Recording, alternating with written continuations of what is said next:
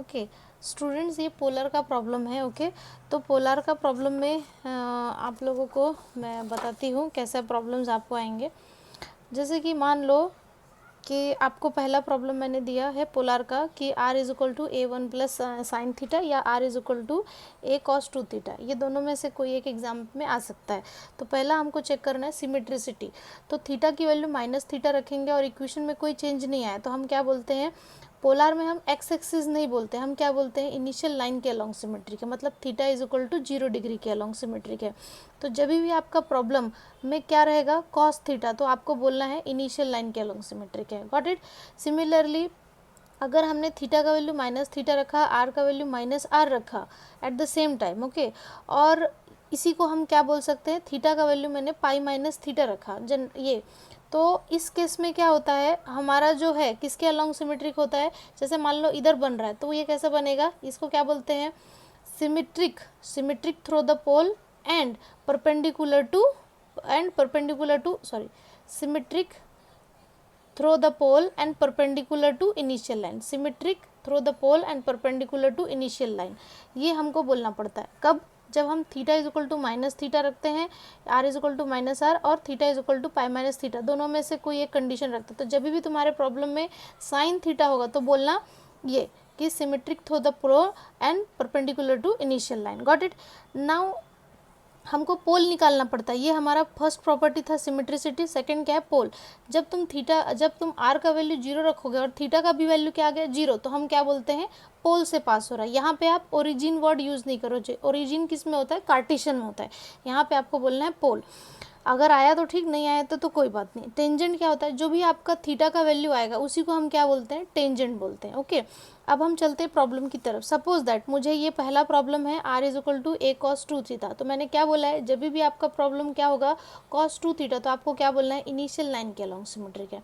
Eight the same time अगर मुझे लिखा है r is equal to a one plus sine theta, तो मैंने क्या बोला है, आपको क्या रखना पड़ेगा, theta is equal to pi minus theta, मतलब मुझे क्या बोलना पड़ेगा, symmetrical through the pole, symmetrical through the pole and perpendicular to initial line, ये आपको बोलना है। Got it. नाउ दूसरा क्या है, पोल। अब आप इसमें r का वैल्यू 0 रखो तो क्या मिलेगा आपको, a cos two theta is equal to r की जगह पे 0 रखा, a can not be equal to 0, इसलिए हम क्या लिखेंगे, cos two theta is equal to 0। तो cos 0 कब होता है, जब तुम्हारा क्या होता है, ये पाई बाई 2 एंगल होता है। cos से cos कैंसिल हो गया तो थीटा इज इक्वल टू क्या मिलेगा तुमको, पाई बाई 4। तो ये 0 मिला क्या, नहीं मिला 0, मतलब ये पोल से पास नहीं होगा। तो आप सेकंड प्रॉपर्टी क्या बोलोगे, ये पोल से पास नहीं होता और इसका टेंजेंट क्या है, थीटा इज इक्वल टू जो भी आया है ये क्या है, आपका टेंजेंट है। ठीक है। सिमिलरली अब इस केस में आप निकालो, जब आप r की वैल्यू 0 रखोगे, है ना, जब हम r की वैल्यू क्या रखेंगे 0, तो यहाँ क्या मिलेगा, A one plus sine theta is equal to 0, तो यहाँ पे a can not be equal to 0, so that हमको क्या मिलेगा, a sine theta is equal to 0। तो sine theta is equal to मुझे क्या मिलेगा, -1। ये कब होता है, ये होता है साइन 2 पाई बाई 3। ये एंगल आपको याद रखना है, याद रखो, और नहीं याद है तो ऐसे 270 डिग्री आप कैलसी पे निकालोगे तो आपको मिलेगा। तो थीटा इज इक्वल टू कितना आ गया, 270 डिग्री। तो ये आपका क्या है, टेंजेंट है। यहाँ पे भी 0 नहीं आया तो ये भी पोल से पास नहीं हो पाता है। नाउ अब इसका कर्व ट्रेसिंग करना है। ओके तो कर्व ट्रेसिंग के लिए हम क्या करेंगे, जब आपका थीटा कितना आएगा, पाई बाई 4, जब थीटा कितना आएगा, पाई बाई 4, तो आपको एंगल याद रखने की ज़रूरत नहीं है। आप क्या करोगे उस केस में, ये हो गया 0, 90, 180 और ये है 270। आपको इसको 3 पार्ट में डिवाइड करना है। ठीक है, आपको इसको क्या करना है, 3 पार्ट में डिवाइड करना है। ये देखो मैं रफली बना रही हूँ, आप इसको फेयर अच्छे से बनाओ। लेकिन अगर आपका एंगल, जैसे कि अभी आपने देखा यहाँ पे आपका एंगल कितना आया था, 270, तो जब 270 आएगा तो आपको इसको कितना डिवाइड करना है, 2 पार्ट में डिवाइड करना है। ये देखो मैं डिवाइड कर रही हूँ 2 पार्ट में। तो ये कैसा रहता है, ये 0, 90, 180 एंड दिस इज़ 270, मतलब ये क्या होगा, 30 का डिफरेंस, 30, 60, 180, 150, 210, 240 और ये 300 और ये 330 और ये 0 भी होगा और ये 360 भी होगा। ओके तो कहने का मतलब है, जब आपका एंगल कितना आएगा, पाई बाई 4 छोड़ के कोई दूसरा एंगल आता है तो आपको इसको 2 पार्ट में डिवाइड करना है। ठीक है, तो अगर पाई बाई 4 आए तो ये जैसे कि 30 है, 60 है, ये कितना है 120, ये 150, ये 210, ये 240 300 और ये 330 एंड दिस इज़ 360। तो मैंने बोला ये 3 पार्ट, तो आपको याद रखने का ज़रूरत नहीं है एंगल, आपको बस 15 ऐड कर देना। तो ये कितना बन जाएगा 45, ये कितना बन जाएगा 135, ये कितना हो जाएगा आपका यहाँ पे ये 240, ये 225 हो जाएगा और ये 315 हो जाएगा। That's it. और ये पूरा एंगल आपको लिख लेना, जैसे मैंने यहाँ पे लिखा है ना 0, 30, 45, 60, ये पूरा एंगल लिख लेना है जैसा आपका प्रॉब्लम है। जैसे मैंने यहाँ पे a cos 2 थीटा, तो एंगल को आपको डबल करना पड़ेगा। तो क्या किया, सिंपली cos 0 निकाला, कितना आ गया 1, पर इसमें यहाँ पे क्या था a, इसलिए मुझे a भी लिखना पड़ा। अब यहाँ पे 30 है, 30 मतलब मुझे डबल करना पड़ेगा, cos कितना आ जाएगा 60, तो कितना आ गया 0.5 है। इसी तरीके से फिर मैंने क्या किया, cos 90 निकाला, 90 निकालने के बाद ये वैल्यू कितनी आ गई मेरी 0, है ना, cos 90 0 यहाँ पे आ गया। तो इसी तरीके से मैंने पूरा टेबल प्रिपेयर कर लिया है। सिमिलरली इस प्रॉब्लम के लिए भी मैंने टेबल प्रिपेयर किया है। अब आपको क्या करना है, ये वैल्यू ट्रेस करनी है। देखो 30 0 पे कितना वैल्यू है a, तो हम मान लेते हैं यहाँ तक कितनी वैल्यू हो गई, मान लो यहाँ तक मेरी a वैल्यू हो गई। फिर ये 30 में कितना है 0.5, मतलब आधा होगा, है ना, तो यहाँ पर मैंने इसको 0.5, एंड देन 45 में कितना आ गया 0, तो ये 0 हो गया यहाँ पे 0, मतलब ये ऐसा गया और यहाँ पे ये 0, तो यहाँ पे ये आपका क्या है टेंजेंट है, तभी ये यहाँ पे हमारा 0 है। ऑलरेडी आया था ना, थीटा इज इक्वल टू कितना है π/4। इसी तरीके से फिर यहाँ पे कितना हो गया 0.5, मतलब 60 पे मेरा कितना है ये 0.5, 90 पे कितना हो गया, मान लो यहाँ पर उसका डबल a हो गया, देन यहाँ पे 0.5, एंड देन 135 पे 0, तो मतलब अगेन ये कैसे चालू होगा, इस तरीके से ये लूप चालू होगा और यहाँ पे जाके क्लोज हो जाएगा।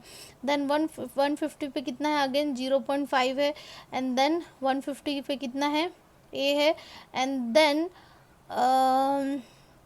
180 पे a है, एंड देन 210 पे कितना है अगेन 0.5, मतलब ये यहाँ से स्टार्ट होगा और यहाँ पे जाके यहाँ पे 225 में आप ध्यान से देखो 0 हो गया। 240 पे ये कितना हो गया 0.5, मतलब मेरे को 240 पे 0.5 मार्क करना चाहिए। 270 पे a हो गया, यहाँ तक मान कर लो, और यहाँ पे फिर अगेन 0.5 है, ये मार्क करो, एंड देन फिर इसको इस तरीके से आप मिला दो। तो जहाँ जहाँ पे आपका ये 0 हो रहा है ना, ये सब आपका क्या है टेंजेंट है। नाउ 315 पे आपका 0 हो गया, देन अगेन इसमें कितना है 0.5 है यहाँ पे, और यहाँ पे a है, इसको आप ऐसे मिला दो। तो इस तरीके से cos 2 थीटा है, तो 2 है तो आपके कितने लूप बनेंगे, 4 लूप्स बनेंगे। लेकिन अगर यहाँ पे cos 3 थीटा होता तो कितने लूप बनेंगे 3। तो जब इवन होता है तो हम उसमें क्या करते हैं 2 को मल्टीप्लाई करते हैं, बट जब ऑड होता है तो एज इट इज़ रहता है। तो MCQs में अगर आया भी आप बता सकते हो, अगर 2 है तो आपके 4 लूप्स बनेंगे, अगर 3 है तो एज इट इज़ 3 बनेगा, 5 है तो 5 बनेगा। अभी जैसे मैंने यहाँ पे ये भी ट्रेस करके रखा है आपके लिए पोलर का। अब देखो यहाँ पे यहाँ पे कितना वैल्यू है पहले a, तो मान लो यहाँ तक मेरी वैल्यू कितनी है a। अब देखो 30 पे कितना है 1.5, मतलब थोड़ा सा और ज़्यादा होगा a, कुछ तो स्केल वगैरह ले लेना, उसके हिसाब से आप 1.5 अंदाज से मार्क कर लो। 1.5 से ज़्यादा क्या है 1.8, तो थोड़ा और ज़्यादा कर लो 1.87, एंड 2a क्या होगा उससे भी ज़्यादा होगा 2a, देन 1.87, फिर क्या हो जाएगा थोड़ा कम हो जाएगा 1.87a, देन 1.5 क्या हो जाएगा उससे भी थोड़ा कम हो जाएगा, एंड देन a उससे भी कम हो जाएगा, 0.5 क्या होगा उससे भी कम हो जाएगा, 0.13 उससे भी कम हो जाएगा। ये वैल्यूज़ मैं यहाँ से ले रही हूँ।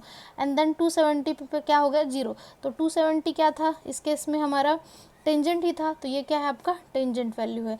एंड देन इसके बाद 300 पे आपको कितना मिलेगा 0.13, एंड देन इसमें कितना है 0.5, मतलब यहाँ पे इस तरीके से। तब अगर आप ये सारी वैल्यूज़ को इस तरीके से आप जब मिलाओगे, है ना, तो आपको कुछ ऐसा मिल जाएगा। ओके, ये भी इसको इस तरीके से, तो मैंने रफ स्केच बनाया, आप फेयर इसी तरीके से बना सकते हो।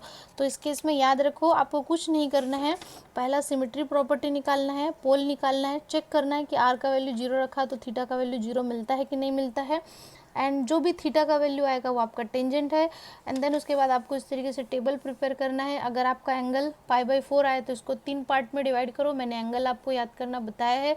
और अगर नहीं आता π/4 तो आप क्या करो, इसको सिंपली 2 पार्ट में डिवाइड करो, जो भी एंगल की वैल्यू आती जाती है सारी वैल्यूज़ को आप पुट करते जाओ, इस तरीके से आपका ग्राफ बन जाएगा। ओके, सिमेट्रिसिटी के लिए याद रखना कि बस अगर आपका प्रॉब्लम में साइन थीटा है तो याद रखना theta is equal to pi minus theta, ये याद रख लो। Symmetric through the pole perpendicular to initial line, cos है तो हमेशा याद रखो कि थीटा इज इक्वल टू 0 के अलॉन्ग सिमेट्रिक होगा। That's it. ओके।